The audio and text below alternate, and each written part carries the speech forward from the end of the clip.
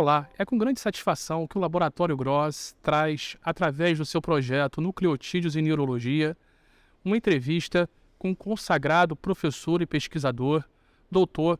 José Mauro Braz de Lima. E o tema escolhido foi uma situação de alta relevância médico-social, que é a Síndrome Alcoólica Fetal, também chamada de SAF. Professor José Mauro, muito obrigado pela sua presença aqui no nosso projeto Nucleotídeos em Neurologia. É uma grande honra tê-lo aqui conosco. Iniciando o nosso bate-papo, professor, o que é a Síndrome Alcoólica Fetal, a SAF? A SAF, que é a sigla é Síndrome Alcoólica Fetal, é uma doença congênita que decorre da ação do álcool sobre o organismo fetal. Quer dizer, a mulher grávida consumindo álcool, ela vai ter um risco enorme de ter um filho com SAF. Quer dizer, as manifestações elas podem ser graves, moderadas ou leves, porque é importante considerar os fatores. A quantidade de álcool consumida, o ritmo de álcool, a frequência de que consumiu álcool durante a gravidez, temos 38 semanas, 40 semanas, que durante os 9 meses, período todo esse em que o feto em desenvolvimento é altamente vulnerável a agentes tóxicos ou medicamentos mesmo, mas o álcool principalmente é um agente tóxico deletério, né? Então é um período de grande risco para produzir a síndrome alcoólica fetal. Né? Então a SAF é essas consequências que vão levar a malformações orgânicas, crianças que nascem com baixo peso, menos de 2 quilos, baixa estatura e principalmente com atraso do desenvolvimento neurológico, cognitivo e motor principalmente. Né? Então essas condições te dão o conjunto de sinais e sintomas com os quais nós podemos diagnosticar a SAF, garantindo que há um relato, ou pelo menos informações, de que houve consumo durante a gravidez. Bom, o quadro é peculiar. Hoje a gente consegue identificar muito facilmente alguns casos, mas tem outros que não são fáceis de identificar. Mas o importante é essa constatação que pode ser vista desde que a criança nasce, durante os primeiros anos, depois durante a fase escolar, que é quando a maioria das crianças são trazidas por serviços de neurologia, ou de pediatria, ou de psiquiatria, para poder ajudar. Então a SAF é essa doença congênita e que prende-se ao fato de ter sempre uma mulher grávida consumindo álcool. Quer dizer, isso nos faz remeter até os tempos bíblicos, quando tem uma mulher grávida consumindo álcool e o risco de SAF é real. Isso está pela Bíblia, que eu costumo dizer. Então, a SAF atravessou esses milhares de anos, que faz parte da cultura, né, do consumo de álcool, mas só agora, mais recentemente, eu digo dos anos 70 para cá, com o trabalho do francês Lemoine e do americano John e da Strass Gudge, né, que na Universidade de Washington fizeram excelente trabalho. Podemos dizer, então, que a SAF moderna, né, a abordagem moderna, ela tem uns 40 anos para cá, que realmente, em alguns países, levando a sério esse problema e constatando a sua frequência incomum, mas um impacto médico-social, como você falou, passou a dar um destaque muito grande. Então, países como a França, Portugal, outros países da Europa, Estados Unidos, Canadá, tratam a SAF como problema de saúde pública. Por isso, a SAF é isso. Professor José Mauro, quais são os dados epidemiológicos hoje da SAF no Brasil? Os dados epidemiológicos, eles precisam ser vistos numa perspectiva de dar o diagnóstico, porque é importante na saúde pública, além de dar o diagnóstico, o registro de caso. Então, com a SAF, nós temos um problema, sobretudo em países como o Brasil, outros países da América Latina, África, e outros países também desenvolvidos, porque o diagnóstico muitas vezes não é dado na medida correta. Né? Mas no Brasil, que nós estamos começando, a epidemiologia ela é estimada, então com dados da literatura mundial, com dados da experiência clínica, e ao longo desses anos todos, nós estimamos que a incidência de SAF ela pode ser calculada por número de nascimentos vivos é em torno de 10 casos ou mais para cada 1.000 nascimentos vivos. Quer dizer, esse é o dado epidemiológico que a gente leva em conta no plano da obstetrícia, que é por nascimentos vivos. Tá? Nesse nível, a SAF é 10 vezes mais frequente que a síndrome de Down, dezenas de vezes mais frequente que autismo. Então a gente vai vendo que a SAF ela tem uma projeção de frequência e ocorrência de casos muito maior do que se imagina.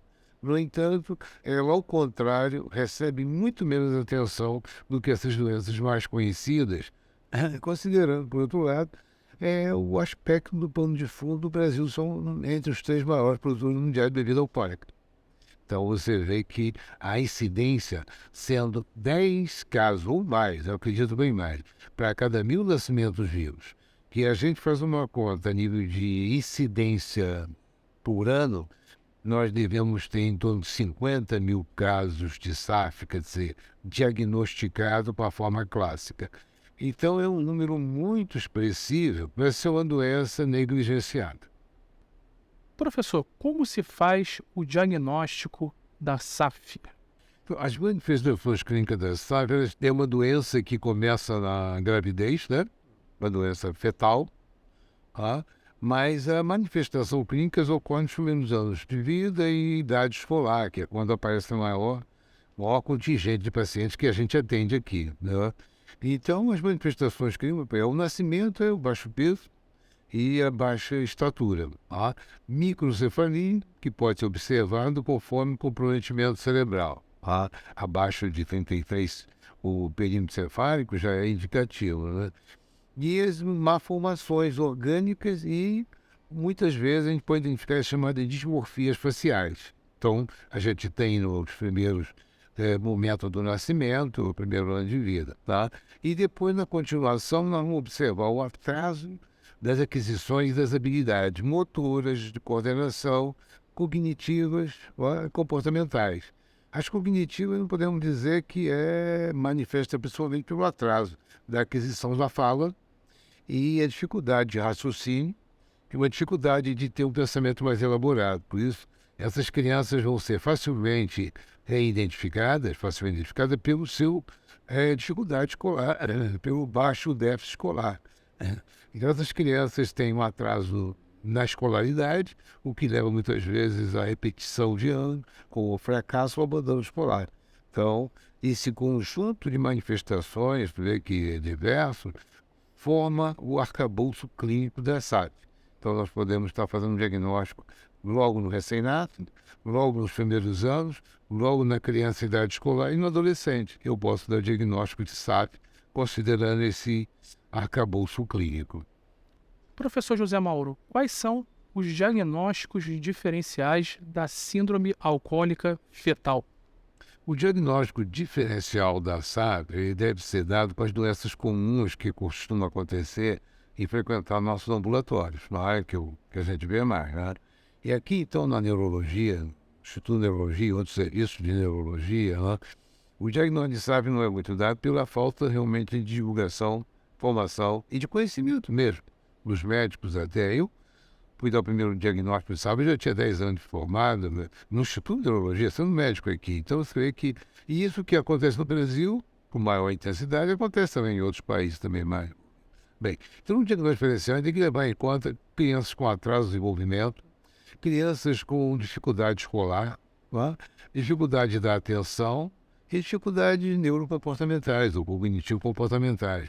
Então, hoje, das doenças mais frequentes que participam do ambulatório, nós temos as doenças ligadas à síndrome de Down, que é a trissomia do 21, que é uma doença cromossomial. Nós temos o transtorno do déficit de atenção, que é muito comum aparecer para os neurologistas, o pediatra, né, o psiquiatra, que está ligado a aspectos genéticos, tem uma história familiar, que não está ainda bem identificada. Nós temos hoje eu digo que há um excessivo diagnóstico da condição do autismo, transtorno do espectro autista, que eu acho um pouco aumentado.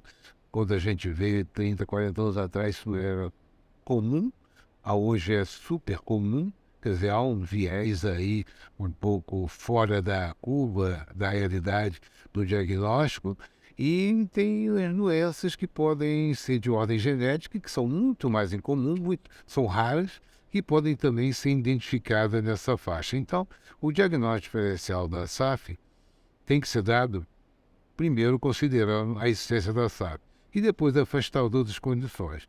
Conhecendo, como eu te falei, os dados clínicos, as manifestações clínicas, sinais e sintomas da síndrome alcoólica fetal, o diagnóstico não é muito difícil.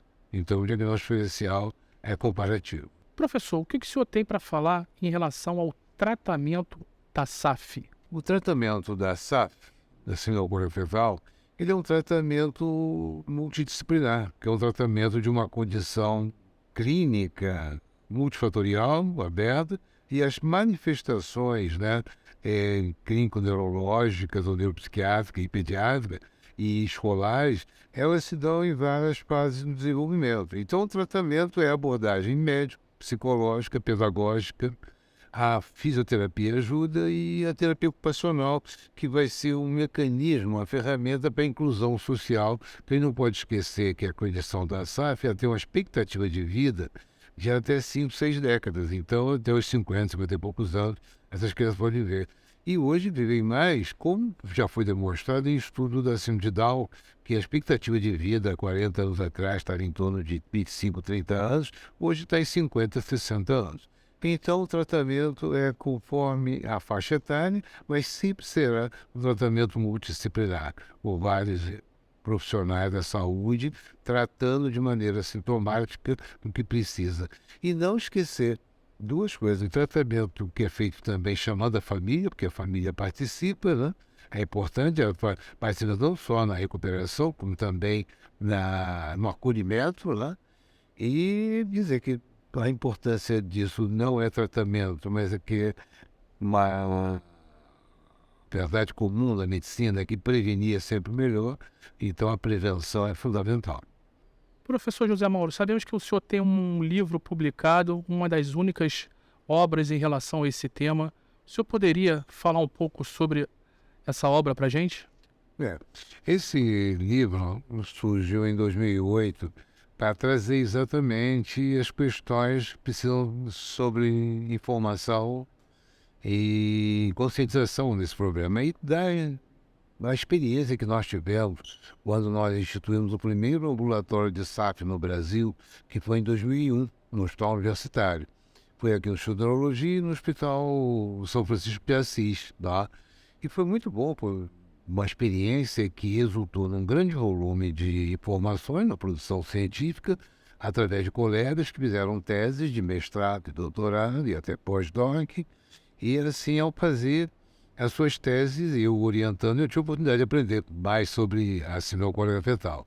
E resultou, então, nesse livro, nesse produto, que é um produto literário, tá?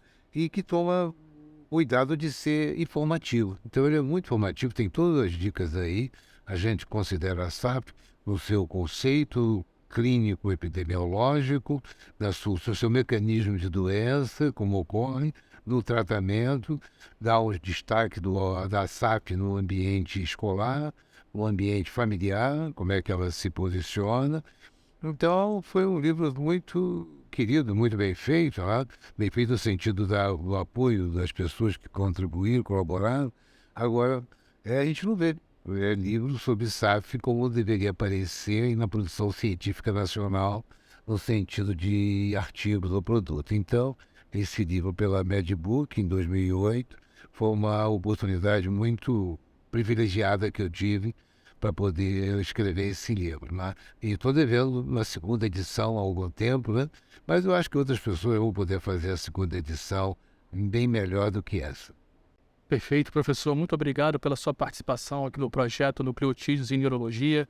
Parabenizar pelo belo trabalho na luta na prevenção da síndrome alcoólico fetal, a SAF. Muito obrigado. Eu que agradeço essa honrosa oportunidade e estar podendo contribuir divulgando, informando e conscientizando sobre essa curiosa síndrome que é a síndrome alcoólica fetal, que é tão comum, mas tão pouco conhecida e tão subestimada, e que em países mais envolvidos ela tem todo a atendimento de uma questão de saúde pública. E o é uma questão importante de saúde pública, uma doença neurológica congênita. E continue nos acompanhando por aqui. Muito obrigado.